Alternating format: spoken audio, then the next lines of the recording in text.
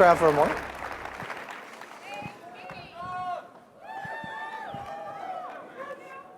Everyone's really excited for something. What is it? I don't know. It's you. It must be. I don't know. Thank you all so much for being here. I'm Amber Athey with The Spectator USA, and great news for everyone who loves shark commentary and real news. We're running a discount. Use the code CPAC for 10% off your subscription. Good Shameless plug. Good plug. Seamless, Got it I know. right in there. Take it. So thrilled to be joined on stage by Don Jr., Leader McCarthy, Senator Hawley. I think actually every single person on this stage has had direct experience with being censored by big tech social media companies, whether it's shadow banning, demonetization, your accounts being pulled.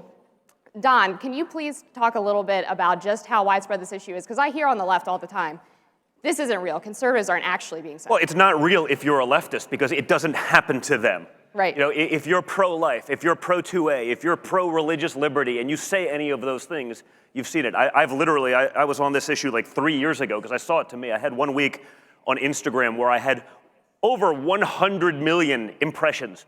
And I look at my new follower count and it was 0. I mean, it's literally not possible. I mean, I've seen it happen where I've had the gall to challenge incredibly viable news story coverage like the Jussie Smollett incident where I go, I don't know, guys. I don't know. Has anyone asked the question? He's spreading hate speech. Let's cut off the post. So I've just seen it. And what's great and what these guys have done so well, both Josh in the Senate and Kevin in the House, is brought the issue forward for conservatives because many conservatives have not even realized that with our base across the country, this is probably a top 3 issue. But we were so trapped in sort of well, it's free market. Well, it's not free market. It's not free market because they're getting so many benefits and protection from liability from the federal government that they cannot discriminate the way they have so flagrantly against conservatives and anyone on our side. True. Well, and Senator Hawley, why don't you weigh in there? Because you get a lot of flack for a lot of the legislation that you introduce on big tech. I think that a lot of people, particularly in the old establishment, they don't realize that, first of all, big tech controls so much information. I'd just be interested out in the crowd. How many of you have had your posts taken down? You've had your posts censored. I mean, look at all these hands. It's unbelievable. So we've got to get to a place where we say, listen, we want to be treated fairly. Conservatives shouldn't be shut out of the marketplace of ideas. We shouldn't be shut down. Live action should not be taken off of Facebook, censored on Twitter, pro-life voices. We've got to make sure that we get the fair treatment everybody else does. So here, my proposal is really simple. I think it's as simple as this. If Facebook and Twitter and Google, if they are not going to give conservatives the same treatment as liberals, if they're going to discriminate on the basis of political speech, then they shouldn't be getting special deals from government. It's just that simple. They should not be getting special deals from the federal government. And to your point, is it really a marketplace of ideas at this point? Leader McCarthy, we see a huge monopoly among these big tech companies to the point where they are literally controlling what people see and hear every single day.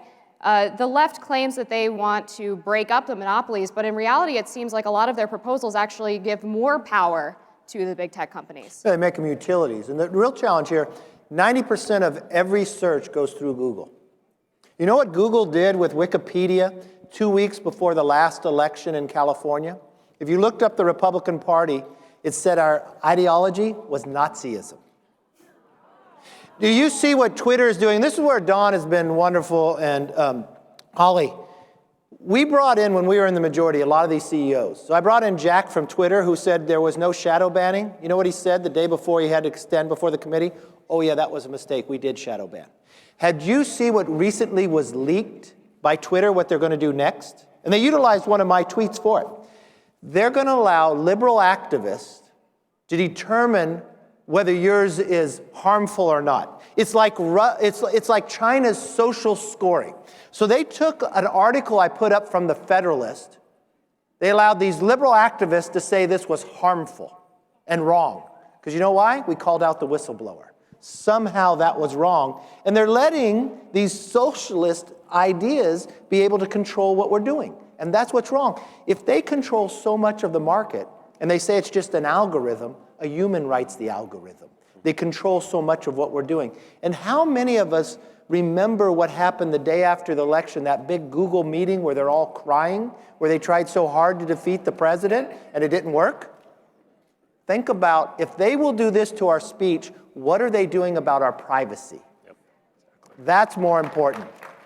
Yeah, privacy is huge. Please Can I jump in. on Kevin's point about Google, let's remember and the left's coziness with these big tech companies. Google basically ran the Obama administration. You know, Facebook gave the Obama administration special deals, gave the Obama campaign special access. So when the left goes out there and says, oh, you know, we don't like big tech, really because you benefited from big tech, you've gotten rich off of big tech, you've gotten special treatment from big tech, and now we don't have a real marketplace because these big tech companies, who are all liberals, putting the thumb on the scale against Donald Trump, all of these companies get special deals from government, and that means that there isn't real free competition, and that's the problem. Well, and it's also beyond social media. So many people talk about that because they're interacting with it so much every day, but you see it with Google and Gmail. Do yourselves a favor. Subscribe to the email lists of some of the crazy leftists right now, subscribe to the Trump and some of the conservative side, and check your junk mailbox. See which side is going where. The inboxing where they're literally saying, okay, it's coming from Trump, it's going to your junk mail, you're going to filter it out, you're not going to see it. They're doing it there. So the problem is the bias and the censorship is going so much further than just the social media platforms. It's going into your everyday life. And this is what they're going to keep doing. You see it getting worse and worse. And I've been saying this it's a dry run for 2020. How much of that message can we eliminate? How much damage can we do to their ability to fundraise, to give the other side an advantage? We're not asking for favoritism. Trust me, I'll take these guys on one-on-one on any of these issues, and we will win. But we're not getting that. And the reality is, with a mainstream media complex, a multi-billion-dollar enterprise that's also decided to be the marketing wing of the far left, it's not an easy hurdle to overcome, even if the facts are entirely on our side. Well, I'm glad you brought up the media, and I'd like you all to speak to this a bit more, because we now have so-called journalists who are calling for censorship on social media platforms. It's absolutely wild. I've never seen anything like it, where people will claim that a political ad is misinformation because it has a meme in it. I mean, what is going on? We need more speech, not less. And they're not all the same. Now I'm the first one that brings all these CEOs and criticize all of them, but I'm going to give one person praise. One thing that Zuckerberg has done and the others have attacked, he has said we need free speech. And watch what the liberals are doing and watch how they're going after him. Why? Because Donald Trump was able to use Facebook better than the Democrats, and he got the message to all of us for us to collectively go. So we need to, when someone does something right, stand up for them. But what's more importantly, when you think of your privacy, what they're able to do, we should think of this like private property. If they're going to make money off what they know about us, we should get a piece of that. We should be able to delete it, and we should be able to move it to a different platform if we want to. Our knowledge is about us, is ours. And that's what we need to protect, because they're utilizing this to change an outcome of an election and censor us based upon what we say if they disagree with us. And they use the liberal media as their standpoint to say what we're doing is wrong. What if we allowed CNN to tell us on TV what is right and what is wrong, when 95% of everything they say goes against the conservative? It's a banana, not an apple. Well, to your point, though, the one thing I do like to give credit where credit is due, but the problem with the Zuckerberg argument is they have, let's call it 100,000 employees that don't agree with that. Yes.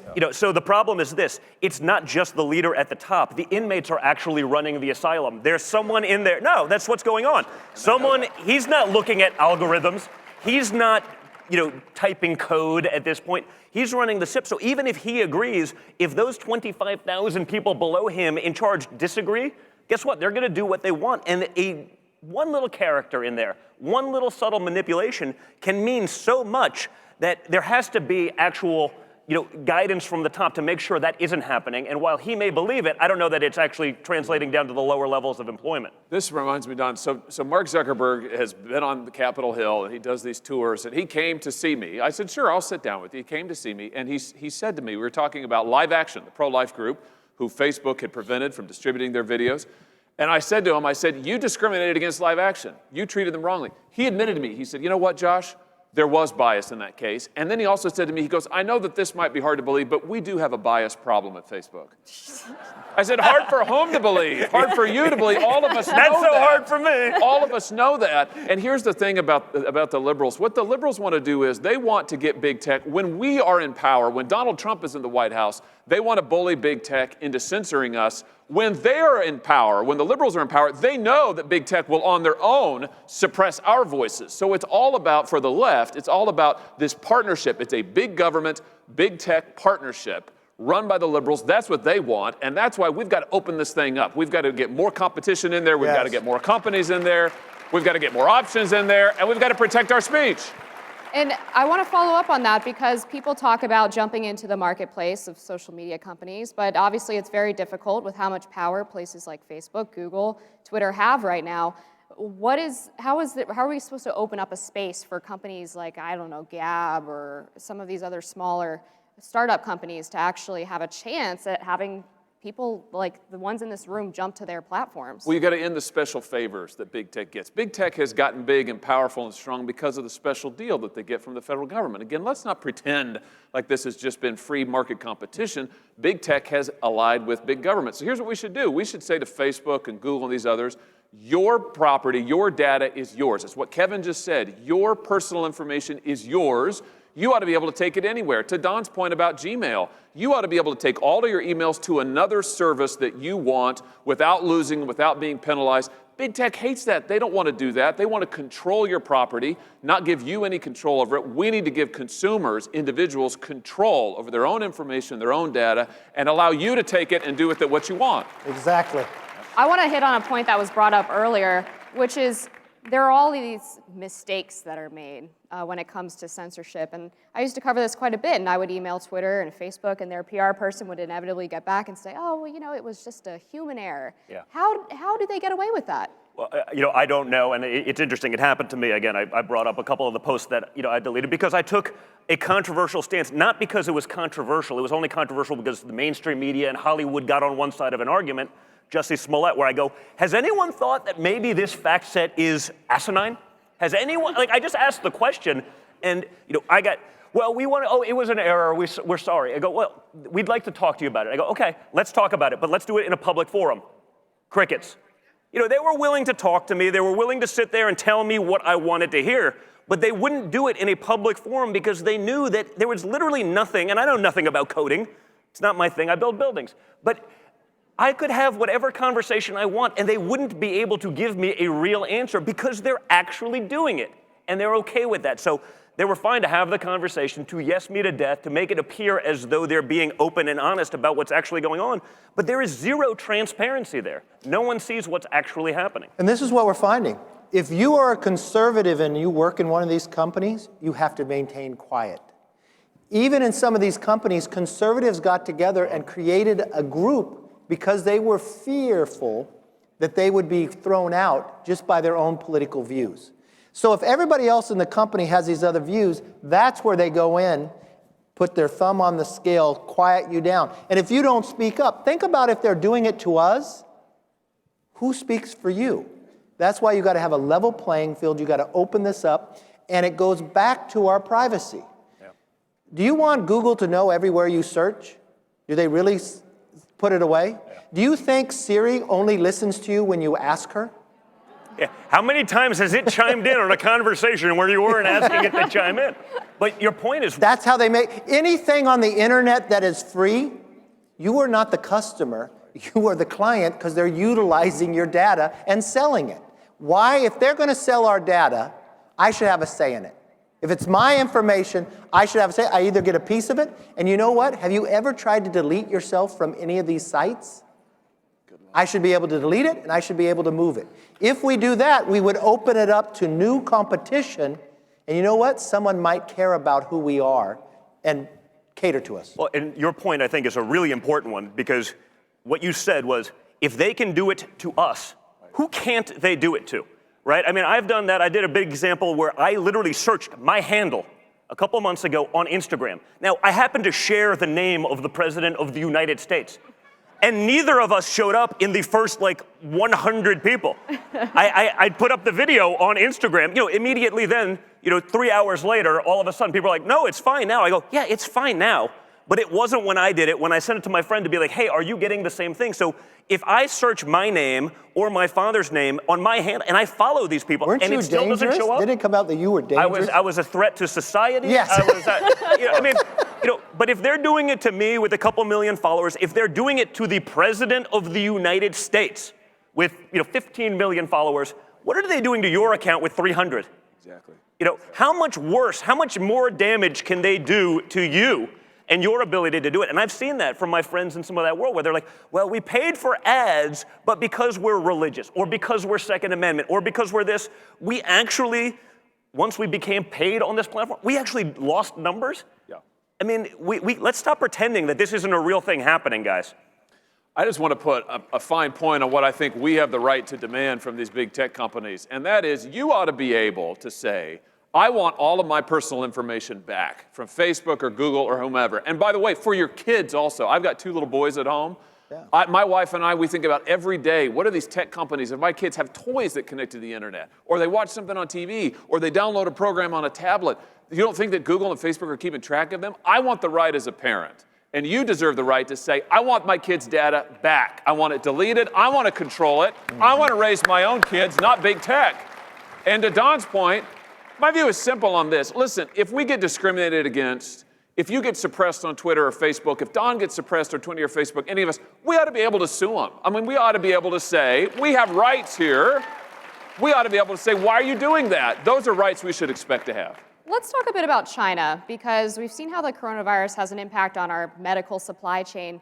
But a lot of people don't know that there's a really cozy relationship between China and these big tech companies. I mean, you have Google running behind America's back, working on a search engine with communist China. It's unbelievable. And they'll give them whatever it is that they want. Right, we'll censor whatever you want. We will do that because we'll take the money. And that's the reality. I mean, that's what's going on. I mean, besides this, all the issues with coronavirus and everything like that right now, I mean, in many cases, Trump's platform's been right about trade, about controlling supply chain, about immigration, about borders because of everything that's going on.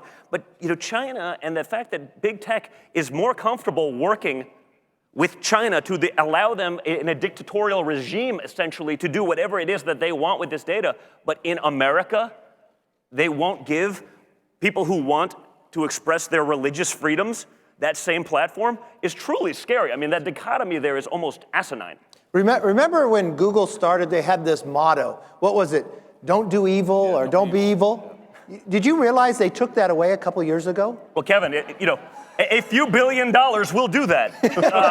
Evil to a point. Once you put a B in front of it, maybe we will loosen our standards a little bit.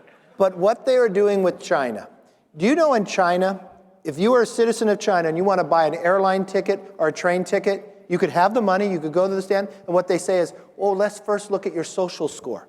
Everybody has a social score. It's what you said and what government thinks is right or wrong. That's what they're trading everybody else. That's what they're trying to do on the Twitter to us now, on what we say, whether it's right or wrong, and they're letting the liberals decide it. But more importantly, Google is now working with the Chinese government. And I think Google now does not view themselves as an American company. They think they're a company of the world.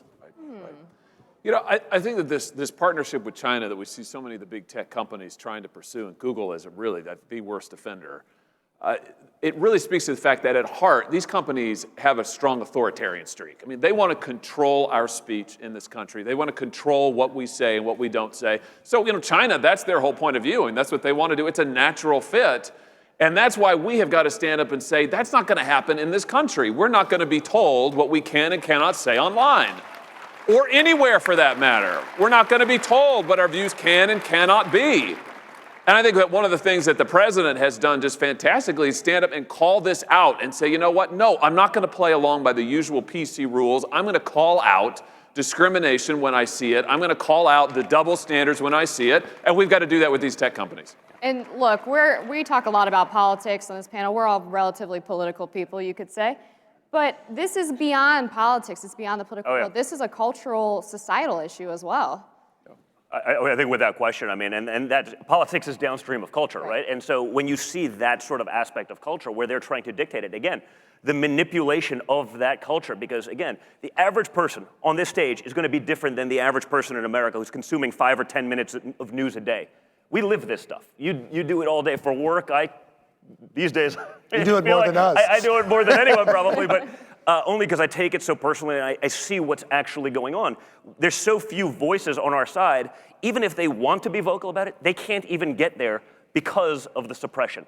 Yeah, they're shut down before they can even get the word out. It just seems like this is about families and children. I mean, the privacy issue especially in terms of how they have your children's data, it's unbelievable. Well, this, again, this goes back to, I take the view that parents ought to be able to raise their kids, not big tech. I mean, maybe that seems strange. I don't know. It seems strange to the liberals, I guess. But as a father of small children, it just is so important that we give families, that we give individuals control over their own information, that you get to decide what your kids see, you get to decide who has your kids' information. And again, you get to decide how you speak and who hears what you speak. And I think that's just a bedrock American principle. Well, meanwhile, we were being live streamed on Twitter if they didn't pull it down yet. You know what you do? All right, if you go to Anyone taking odds? if you go to GOP leader at Twitter, I'm going to put a poll up there about the most important things that we're concerned about in here. Go on there, vote, and we'll let Twitter know that we have a concern about what they're doing. I like that. Awesome. Thank you all so much. Thank you, guys. Thank you. Time's up. Thank you all. Done. Thank you, guys.